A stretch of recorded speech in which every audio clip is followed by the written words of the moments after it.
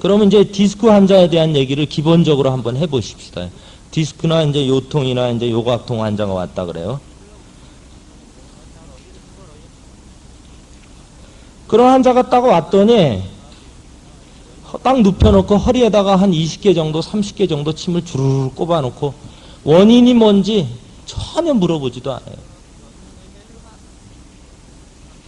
근데 그 원장님이 뭐 L4가 잘못되면 뭐 어떻게 되고 그건 다 알고 있어요. 그러면 우리는 한의사기 때문에 한의학적인 변증을 해야 돼요. 그게 뭐냐, 기본 원리적인 거예요. 그랬더니 환자가 와가지고 허리가 뭐 달아놓은 것 같대요. 무겁다라는 얘기를 하잖아요. 또 몸이 천근만근이다. 뭐 전신이 쑤신다. 아프다. 비가 오려면 더욱 더 심하게 아프다. 쉽게 얘기하면 나는 기상대다. 이렇게 말하는 분들이 있잖아요. 그러면은 그 한의사가 아무 생각이 없어요. 그래요? 그리고는 그냥 똑같이 나요. 그 사람은 지금 내 병의 원인이 습이요 하고 얘기를 해주는 거예요. 습이요 하고. 난 허리가 무거워요. 어떤 사람은 그냥 여기가 뭐 달아놓은 것 같대요. 그런 얘기들 많이 들어보지 않아요? 비만 오면은 더 쑤시대. 그러니까 한의사가 당연히 비 오면 쑤시지. 어떤 사람은요 비 와도 전혀 안 쑤셔요.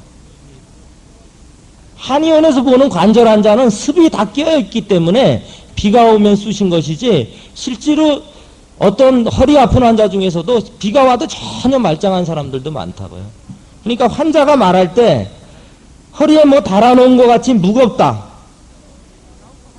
그 다음에 전신이 아프다. 그러니까 관절통이든 신통이든 통증이 있는 겁니다. 그 다음에 관절이 불리하다.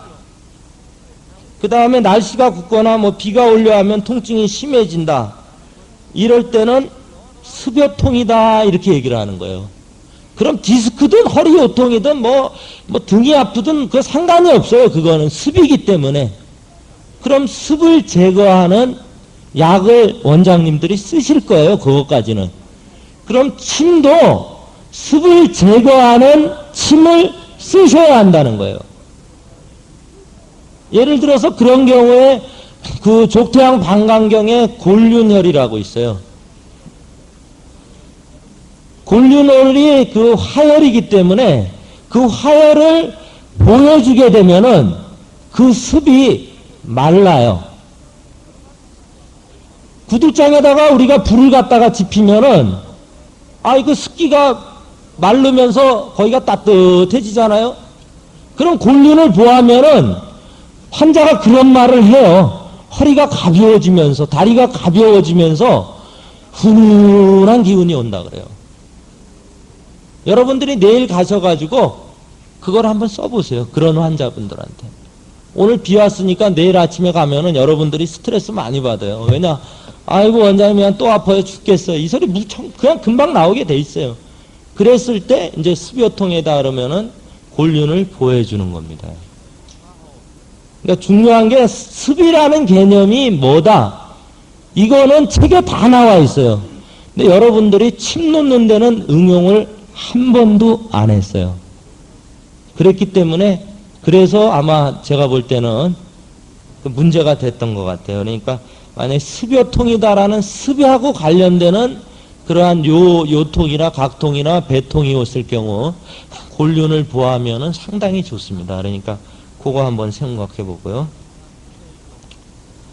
환자가 난 돌아눕기가 힘들고 따뜻하게 핫백을 하고 나면 허리가 가벼워져요. 이렇게 말하는 사람 있잖아요. 이거는 한이라는 개념이에요. 한. 너무 쉽잖아요. 당연히 허리 아플 때 핫백하면은 뜨뜻하고 근육이 풀리니까 좋아지지 이렇게 생각하지만 어떤 환자는 따뜻하게 하면 통증이 악화가 돼요.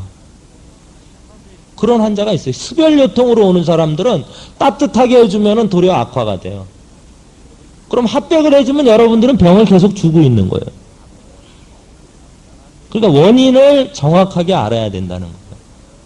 왜 처음부터 이 얘기를 하냐면은 우리가 허리 아픈 환자나 디스크 환자는 하도 많이 보기 때문에 이거를 통해서 지금 그 기본적인 원리, 상식적인 거를 계속 얘기를 하는 거예요.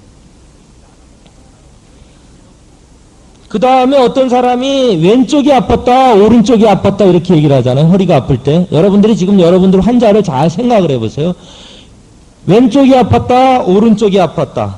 그러니까 왔다 갔다 하고 일정치가 않아요. 그 다음에 굴신이 불능하고 땡긴다 이렇게 얘기를 하잖아요. 아 그럼 당연히 디스크인데 땡기지 이렇게 생각하시면 안 돼요. 그 환자가 막 땡긴다라는 거를 강조를 해줘요. 여러분들이 귀를 안 열어놨기 때문에 못 들을 뿐이지 환자는 원장님 엄청 땡겨요 이렇게 얘기를 한다고요. 디스크니까 땡겨요 이렇게 한 거 하지 말라고요. 디스크를 땡겨도 일반적으로 다른 요통에서 올 때는 땡긴다는 소리를 그렇게 강하게 안 해요 환자들이. 그러니까 땡긴다라는 게 강화되거나 아니면 왼쪽이 아팠다 오른쪽이 아팠다 이렇게 막 계속 왔다 갔다 하면서 통이라는 건 이동하잖아요. 동하는 성질이 있기 때문에 실제로 좌우로 동해요 환자들이 얘기를 할 때.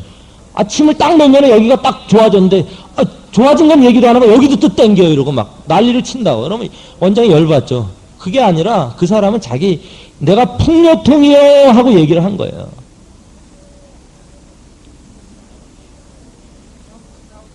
그 다음에 어떤 환자들 보면은 허리가 아팠다 등이 아팠다 하면서 오르락 내리락 거리죠. 침 놓으면은 허리는 괜찮은데 등이 아프고 등침 놓으면은 등은 괜찮은데 허리가 아프다. 그럼 담음요통인 거예요. 지금 제가 얘기하는 거 못 알아듣는 원장님 있어요? 너무너무 쉬웠고 너무너무 상식적인 거기 때문에 여러분들이 시험 볼 때만 쓰고 머릿속에서 완전히 지워버렸던 내용들이에요. 그러면은 담음요통으로 올 때는 풍화탕이나 이진탕을 써야 돼요 여러분들이. 요통의 통치방인 약이 있다 이건 있을 수가 없는 거예요. 어떤 원장이 그렇게 말을 한다 그러면은 우리 성인 이 위의 한의사들은 모욕하는 거예요. 허준이 무식해가지고 십종요통이 있다 이런 걸 얘기를 했겠어요? 안 그래요. 요통을 원인을 따져서 약도 쓰고 침도 놔라 이렇게 얘기를 한 거예요. 근데 여러분들은 요통 통치방을 찾아다니기 바빠요. 그래가지고는 절대 여러분들의 환자들에 대해서 주도권을 가지고 행사할 수가 없어요. 끌려가는 수밖에 없어요. 환자가 한 명이라도 또 떨어져 나갈까봐.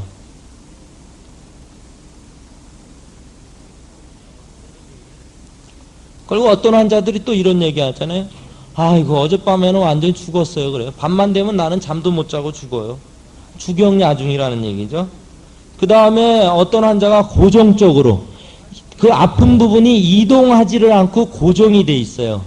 그런 거는 어혈요통이에요. 그러면은 허리 아픈 환자가 와도 어혈요통이라 그래가지고 그 동의보감에 보면은 천국육계탕이라고 나와요. 그게 습요통하고 어혈요통에 상당히 잘 듣습니다. 그러니까 혹시 만약에 자기가 그런 처방이 특별하게 쓰는 게 없으면은 어혈요통과 습요통을 겸했을 때는 천국육계탕이라는 그 처방을 한번 써보세요. 그리고 약은 그렇게 쓸 수도 있고 제가 볼 때는 당귀수산 써도 돼요. 당귀수산 써도요. 당귀수산 써도 어혈요통이면 낫게 돼 있어요. 믿음이 없으니까 못 쓰는 거예요. 그래서 어혈에 대해서 확실하게 알 수 있는 거는 어혈이 심한 사람은 이 혀를 보면은 혀가 청자색이에요. 우리가 어혈은 청자색입니다 이런 얘기는 많이 하는데 이렇게 혀를 보면 청자색이 딱 돼요.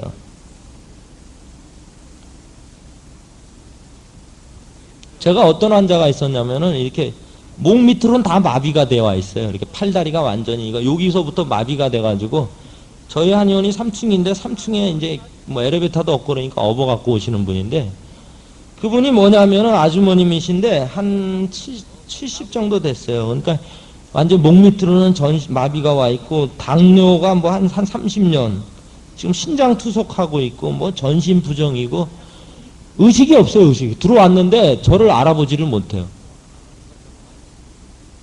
그래가지고 제가 이렇게 보니까 혀를 이렇게 내미는 거, 혀를 한번 보니까 청자색이에요.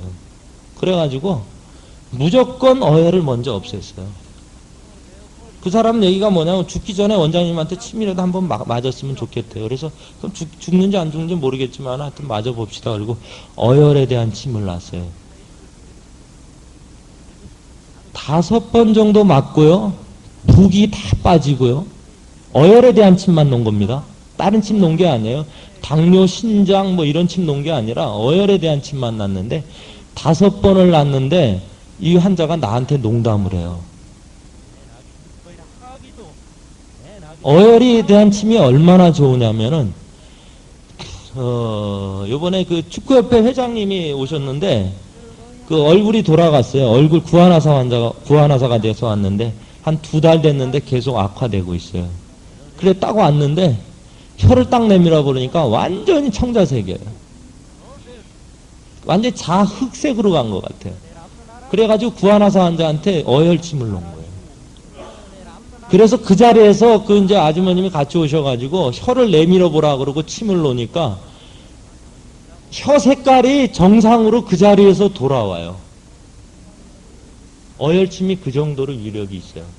그래서 그렇게 어혈이 있는 분들은 어떠한 침을 놔도 안 들어요. 어혈침을 먼저 놔야 돼요. 그러니까 요거는 참고가 되는 겁니다. 여러분들이 어떠한 약을 쓰든지 뭐를 했는데 병이 중병이고 오래된 병인데 어떤 가진 수단을 써도 다 안 된다. 이럴 때는 혀를 반드시 확인하시고 혀가 청자색이나 자흑색의 느낌일 때는 어혈침을 쏘세요. 어혈침은 태백보, 곡지사, 이거는 제가 어느 분한테 들었던 얘기예요. 태연보, 외간사. 태백보하고 곡지사가 상당히 중요한 혈이에요. 어혈에서는요. 물론 증상에 따라서 4개 중에서 1개나 2개를 선택해서 쓰는데 여러분들이 잘 선택이 안 되면은 태백보, 곡지사 그 2가지만을 먼저 해보세요.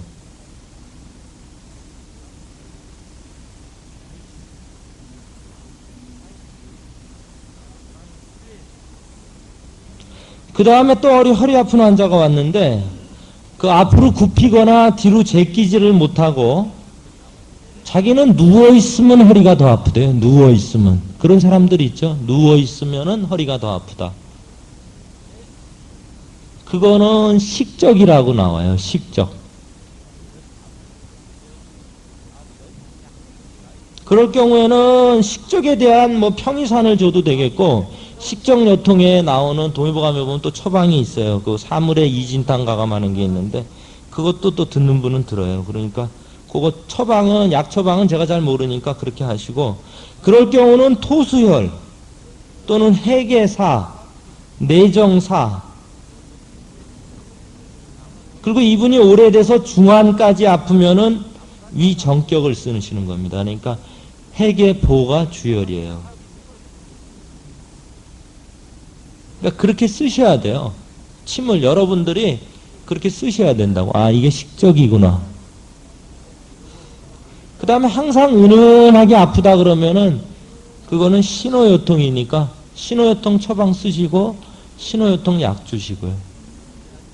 제가 환자들 치료를 제 생각에 한 2만 명 정도 했을 것 같아요. 제 느낌으로 한 2만 명은 본 것 같은데 의외로 요통에서 신호요통이 그렇게 많지 않아요. 제 개인적인 생각입니다. 이거는.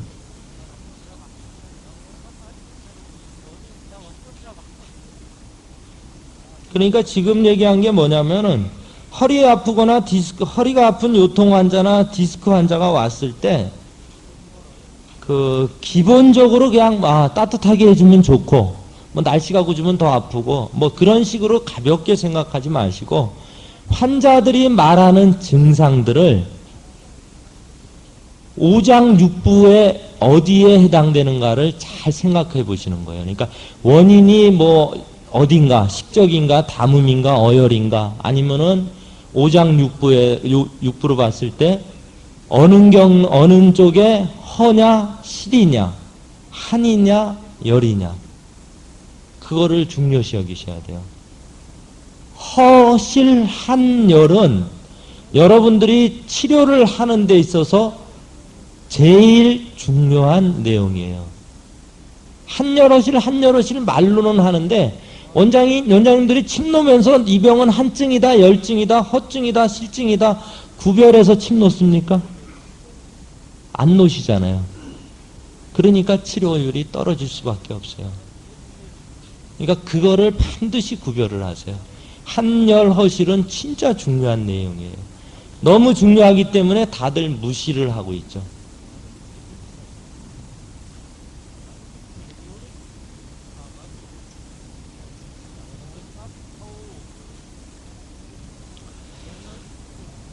그 다음에 습병하고 서병의 차이가 습병은 통증이 있고 서병은 통증이 없습니다. 더위 먹은 환자들이 보면은 더위 먹은 것이나 감기 걸린 거나 어떻게 보면 똑같은 그런 증상들이 오는 경우가 많아요. 그럴 때 구별할 수 있는 게 머리가 아프냐 안 아프냐예요. 여러분들이 환자 볼 때 그거 생각 안 납니다. 실제로 저도 생각이 안 나서 한참 하고 있다가 어느 원장님이 그 얘기를 딱 던지는데 그냥 몸에는 적용을 해봤는데 머리 아픈 데는 적용을 못 해봤구나 이렇게 생각을 했어요. 그러니까 환자가 와서 그러한 뭐 오한 발열 뭐 이런 증상 뭐 구갈 같은 거 이런 걸 다 증상을 호소할 때 두통에 대한 거를 확실하게 물어보셔야 돼요. 순간적으로 그걸 감기나 이런 거로 착각할 수 있어요.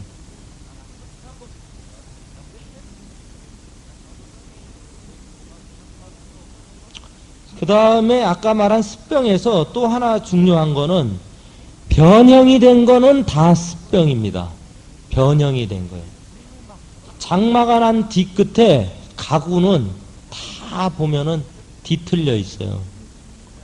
우리 인체의 관절도 다 뒤틀려 있는 거는 다 습이 지나갔거나 현재 지나가는 중이다. 이거를 머릿속에 많이 생각을 하셔야 돼요. 김구영 원장이 또 많이 강조를 하죠. 이 내용들을요. 예, 저하고 구영이하고는 김구영 원장하고는 학교 다닐 때 11번, 12번 그래가지고 서로 많이 서로 사고가 비슷한 게 많아요. 그 다음에 또 꼬리뼈가 아프다 이렇게 그런 환자들 있잖아요. 꼬리뼈. 그럼 어디가 부딪혀서 꼬리뼈가 아픈 환자야 물론 그건 어혈로 보면 되겠고요.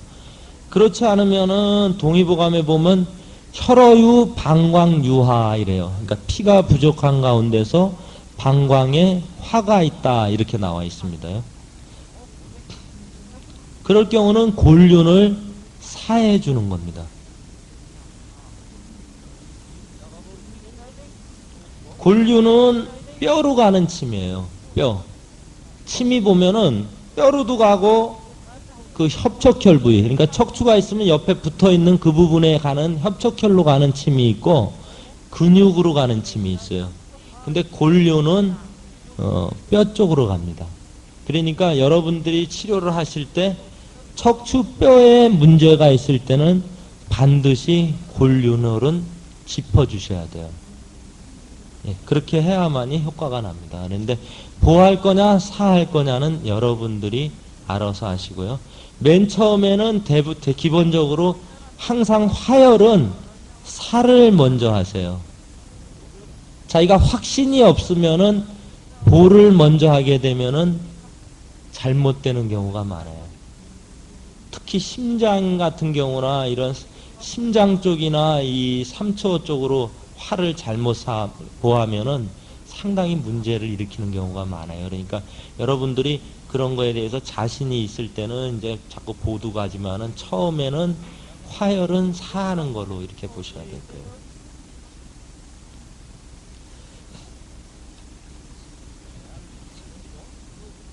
기본적으로 요통이나 디스크에는 통치방이나 통치방인 침처방은 없다라는 겁니다.